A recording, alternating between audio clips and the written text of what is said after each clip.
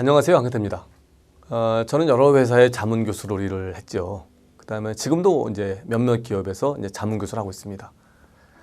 가장 기억나는 조직 중 하나는요, 대치동에 있는 DYB 최선호 어학원입니다. 이제 그 어학원의 송오현 원장입니다. 그분은요, 기회가 될 때마다 제게 의견을 구해요.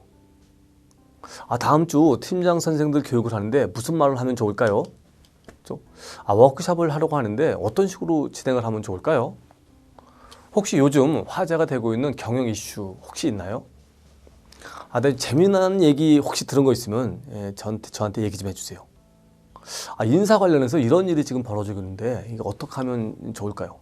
뭐 이런 질문들을 막 저한테 이제 합니다. 그럼 저는 질문을 받으면 그때부터 제가 이제 막 제 머리가 바쁘게 막 돌아가죠. 답을 해야 되니까. 저도요, 그런 의견을 주면서 저도 생각이 정리되고 그분도 생각을 정리하는 것 같습니다. 저는 이제 그분을 자문하지만 그분을 통해서 제가 나아지고 자문 교수 역할을 제대로 하는 것 같아서 제가 늘 이제 흐뭇한 그런 기분입니다. 근데요, 반대의 경우도 있습니다. 한 번은 이제 매출액 한 1,000억 정도 되는 그런 오너의 부탁으로 1년간 그 회사 인사 자문을 이제 해준 적이 있습니다. 근데 저는 1년간 그 오너를 한 번도 보지 못했어요. 해외 출장도 많고 또 늘 그 사무실 앞에 그를 만나려는 그런 임원들 때문에 저한테까지 차례가 오지 않더라고요. 그래서 저는 이제 오너 대신에 주로 이제 실무 파트너를 이제 대신 만났습니다. 근데 그분 역시 별다른 주문이나 요구가 없어요. 뭐 한 달에 몇 번 가지만 뭐 질문이 없으니까 그냥 제가 별다른 기여를 할 게 없더라고요. 근데요, 끝날 때쯤, 인사 자문이 끝날 때쯤 그동안 자문교수로서 한 일이 별로 없는 것 같다 라는 얘기를 얼핏 들었습니다. 전 참 당황했어요. 제가 똑같은 전데 파트너가 누구냐에 따라서 이렇게 평가가 달라지는구나 하는 생각이 들었습니다.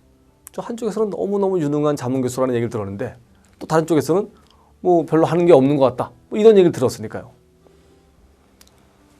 여러분, 컨설턴트를요 잘 활용하기 위해서는요 궁금한 게 있어야 합니다. 호기심과 의문점이 있어야 돼요. 어떻게 하면 좀 더 일을 잘할 수 있을까를 늘 생각해야 합니다. 무엇보다 피드백을 구할 수 있어야 합니다.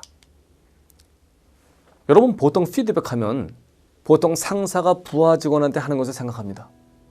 그래서 피드백이 없는 상사를 뒤에서 씹곤 하죠. 업무 지시를 하면서 설명을 하지 않으면 또 거기에 불만을 품기도 합니다. 물론 상사는 주기적으로 피드백을 해야 할 의무가 있습니다. 하지만 부하 직원 역시 피드백에 대한 의무가 있습니다. 여러분, 상사가 해주지 않으면 본인이 요청하면 됩니다. 여러분, 상사 지시가 불명확하면 본인이 다시 물어보면 돼요. 일을 왜 하는지 모를 때는요, 자신이 일을 제대로 하고 있는지 궁금하면 본인이 물어보면 됩니다. 근데 왜 이 간단한 행위를 하지 않고 수동적으로 합니까? 전설적인 투자자 템플턴이라는 사람이 있죠. 굉장히 유명한 분이죠. 그분은 초년 시절부터 자주 조언을 구한 것으로 유명합니다. 그분은 첫 직장에서 적어도 한 달에 한 번은 상사에게 이렇게 물었습니다. 제가 일을 제대로 하고 있는 건가요? 제가 맡은 일을 더 잘하려면 어떻게 해야 합니까? 계속 물어봤던 거죠. 피드백을 구했던 거죠. 여러분, 이런 질문은요 2가지 효과가 있습니다. 일을 더 잘하는 방법을 배울 수 있고요. 그의 상사는 그에 대해 더 잘할 수 있습니다. 덕분에 그는 1년 만에 재무 담당 부사장이 됩니다. 여러분, 일을 잘 하기 위해서는요 늘 현재 자신이 하는 일을 객관적으로 볼 수 있어야 합니다.